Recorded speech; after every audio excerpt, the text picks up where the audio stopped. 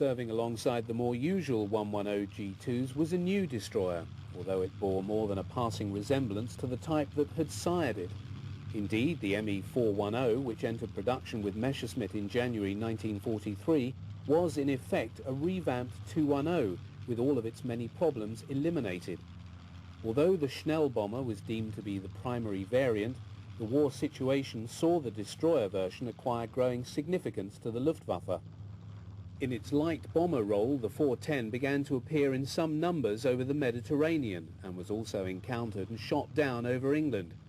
By year's end, 457 Me 410s had been delivered from the Augsburg factory, and production of a large number of field conversion kits saw it adapted to carry a variety of armament packages. Although a faster and more effective aircraft than the 110, it supplemented the earlier type rather than replaced it. Clearly, the older type still had an important role to play in the skies over Germany.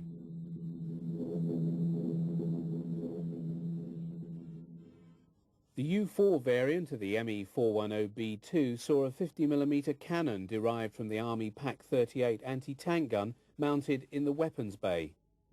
One of the major weapons introduced onto Me 110 and Me 410's attacking bomber formations in 1943 was derived from the rocket launchers used by the Army. The 210mm version was an unguided weapon and carried a 47kg warhead to about 7,800 meters. Although the tubes affected the aerodynamics of both aircraft, increasing their drag and lowering their airspeed, this was deemed acceptable given their effectiveness in employing the rockets to break up US bomber formations. This then allowed the single-engined Me 109s and FW-190s to tear into the fray and shoot down the now less heavily protected B-17s and B-24s. Retaining the same bomb bay as the 210, the spacious compartment proved admirable for fitting of factory-supplied weapons containers. These permitted the type to carry an extra 2 20mm cannon in addition to the standard inbuilt armament. It also permitted the 410 to carry much heavier weapons.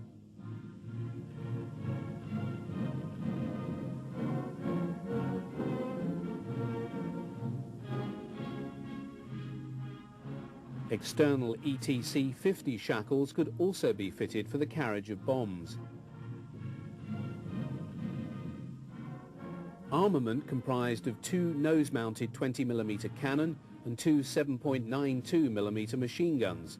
The most interesting feature of the type's armament was carried over from the earlier Me 210 and employed 2 13mm MG131 machine guns in remotely controlled barbettes mounted on the side of the fuselage just below the rear of the canopy.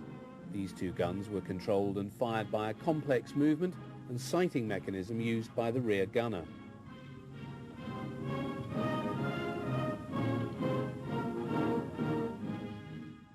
While Me 410s operated in conjunction with the 110s, they also flew destroyer sorties alone.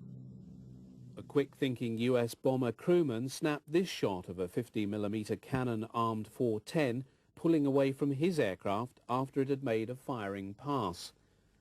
Film of the Me 410 is not extensive, and this sequence shows one returning to its base, the pilot waggling his wings to show that he's scored a victory.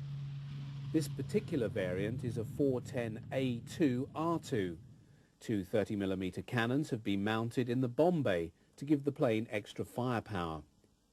As soon as the plane has stopped, the ground crew, or black men as they were nicknamed because of the colour of their overalls, first congratulate the pilot and gunner, then set to work to get the aircraft ready for its next sortie. Caught by the PK cameraman is a post-sortie meeting between the 410 Staffel commander and his men. Of interest is the atmosphere of joviality and the manner of the commander. While the tone of the whole sequence is decidedly triumphalist, a number of enemy bombers having just been shot down, it would be fascinating to gain some insight into the thoughts of these men, to see what they really felt at seeing so many US bombers streaming across Germany day after day, seemingly increasing in number irrespective of how many they are shooting down. Such meetings would not, however, continue much longer, as the fate of the destroyer Geschwaden in the opening months of 1944 was already sealed, with the increasing range now being given to US day fighters in England.